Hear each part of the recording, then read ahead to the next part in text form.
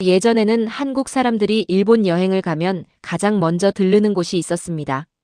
바로 돈키호테였습니다. 감기약 파스, 동전 파스, 안약, 화장품, 전기밥솥까지 여행 가방이 모자랄 정도로 쇼핑을 했습니다. 그런데 2025년부터 완전히 새로운 현상이 나타나기 시작했습니다. 이번에는 반대로 일본인들이 한국에 와서 올리브영과 약국, 피부과를 돌며 쇼핑을 하는 시대가 된 것입니다. 과거에는 일본 제품이 품질이 좋다는 인식이 강했다면 지금은 일본 젊은 세대가 한국 제품이 더 좋다고 말하는 시대가 열렸습니다. 도대체 무엇이 바뀌었을까요? 오늘은 일본인들이 한국에서 가장 많이 사가는 제품과 서비스, 탑5를 통해 K컬처가 어떻게 한국 경제를 바꾸고 있는지 자세히 알아보겠습니다. 5위 피부과 시술. 가장 놀라운 변화는 바로 의료 관광입니다. 예전에는 성형수술을 받기 위해 한국을 찾는 외국인이 많았다면 최근에는 간단한 피부 시술만 받기 위해 2박 3일 일정으로 한국을 방문하는 일본인이 크게 늘고 있습니다. 특히 일본 여성들 사이에서는 한국 피부과가 훨씬 저렴하고 효과도 좋다 라는 입소문이 SNS를 통해 빠르게 확산되고 있습니다. 대표적인 시술은 리쥬란, 스킨보톡스, 울세라, 써마지, 필러, 레이저 토닝 등입니다. 가격은 일본보다 평균 3분의 1에서 많게는 5분의 1 수준입니다. 하지만 의료진의 경험은 세계 최고 수준이라는 평가를 받고 있습니다. 그래서 일본 관광객들의 하루 코스도 재미있습니다. 오전에는 피부과, 점심은 한식, 오후에는 약국, 그리고 마지막은 올리브영 쇼핑. 이른바 뷰티 투어 코스가 하나의 관광 상품처럼 자리 잡고 있습니다. 4위 K푸드. 먹거리도 엄청난 변화가 생겼습니다. 예전 일본 관광객들은 비빔밥이나 불고기 정도를 먹고 돌아갔습니다. 하지만 지금은 한국 치킨을 먹기 위해 여행을 온다는 말이 있을 정도입니다. 일본에는 없는 다양한 메뉴가 인기입니다.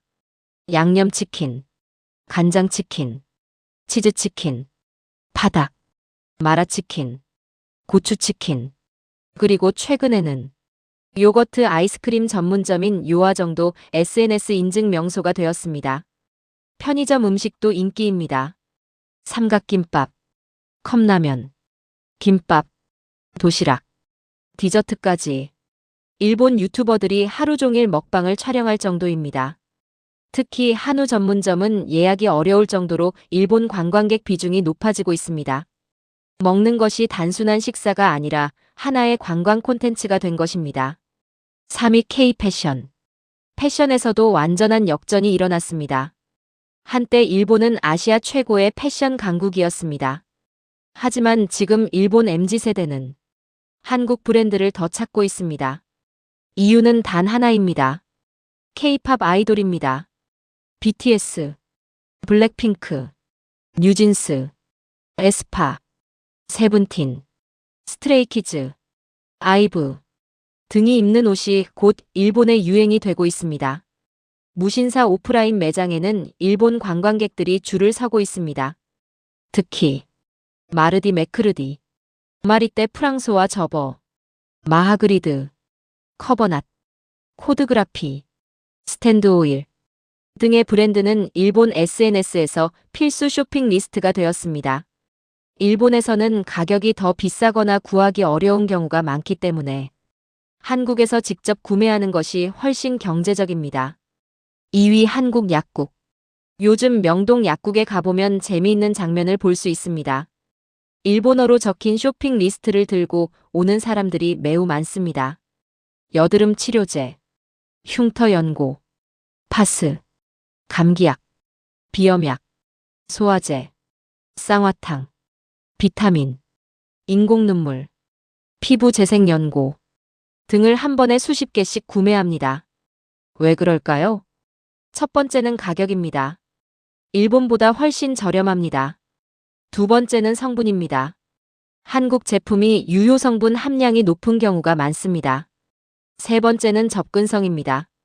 처방전 없이 구매 가능한 일반 의약품이 다양합니다. 그래서 일본인들은 여행 전에 약국 쇼핑 리스트를 미리 만들어 옵니다. 명동 일부 약국에서는 일본어 안내판과 일본어 상담 직원까지 운영할 정도입니다. 1위 올리브영. 그리고 대망의 1위. 바로 올리브영입니다. 이제 일본 관광객들에게 올리브영은 관광지가 되었습니다. 실제로 매장 안을 둘러보면 한국인보다 외국인이 더 많다는 말이 나올 정도입니다.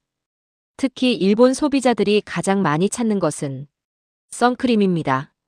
한국 선크림은 백탁 현상이 적고 가볍고 화장이 밀리지 않으며 피부 진정 효과까지 갖춘 제품이 많습니다. 이 때문에 일본 SNS에서는 한국에 가면 선크림부터 사라 라는 말이 유행처럼 퍼지고 있습니다. 이외에도 마스크팩, 비타민 세럼, 콜라겐 크림, 트러블 케어, 앰플, 쿠션 팩트, 립 제품, 헤어 케어 제품까지 거의 모든 카테고리가 인기입니다. 특히 한국 화장품은 품질 대비 가격 경쟁력이 뛰어나 일본 수입 화장품 시장에서도 한국산 비중이 프랑스와 미국을 제치고 1위를 기록하고 있습니다. 왜 이런 역전 현상이 나타났을까? 불과 몇 년 전만 해도 한국인들은 일본 쇼핑을 부러워했습니다. 하지만 지금은 상황이 완전히 달라졌습니다. 가장 큰 이유는 바로 K컬처입니다. K-팝과 K-드라마를 통해 한국 스타들이 사용하는 화장품, 옷, 음식, 생활용품이 전 세계로 알려졌습니다. 이제 소비자는 광고보다 SNS를 더 믿습니다. 일본의 인플루언서들이 한국 여행 영상을 올리고 이 제품은 꼭 사야 한다는 후기가 수백만 조회수를 기록하면서 한국 제품에 대한 신뢰가 더욱 높아졌습니다. 여기에 엔화 가치가 회복되면서 일본인의 해외여행 수요도 늘었고 한국은 가까우면서도 짧은 일정으로 다녀올 수 있는 최적의 여행지라는 점도 큰 장점으로 작용했습니다. 항공편이 많고 비행시간도 2시간 남짓이어서 주말을 이용한 뷰티 여행이나 쇼핑 여행이 자연스럽게 확산되고 있습니다. 또 하나 주목할 점은 소비의 중심이 대기업 면세점에서 골목 상권으로 이동하고 있다는 사실입니다. 올리브영, 동네 약국, 개인 피부과, 의류 편집숍, 카페, 치킨집 등 중소상공인에게 직접적인 매출이 발생하고 있습니다. 관광 소비가 지역 경제까지 연결되는 선순환 구조가 만들어지고 있는 것입니다. 앞으로 한국 경제는 어떻게 될까?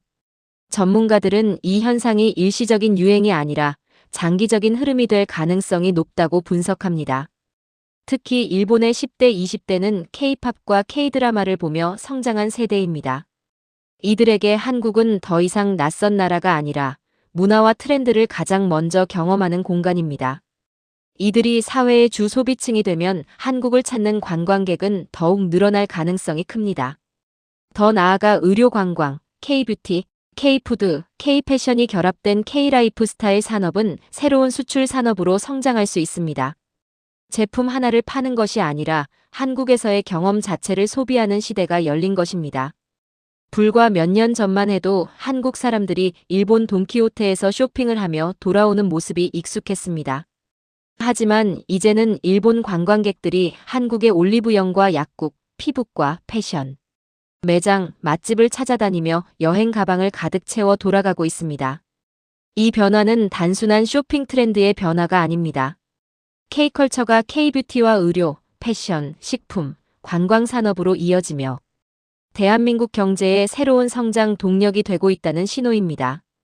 과연 여러분이라면 일본 친구가 한국에 온다고 했을 때 가장 먼저 어디를 데려가고 싶으신가요? 댓글로 여러분만의 한국 필수 코스를 남겨주시기 바랍니다. 영상이 도움이 되셨다면 좋아요와 구독, 그리고 알림 설정까지 부탁드립니다. 감사합니다.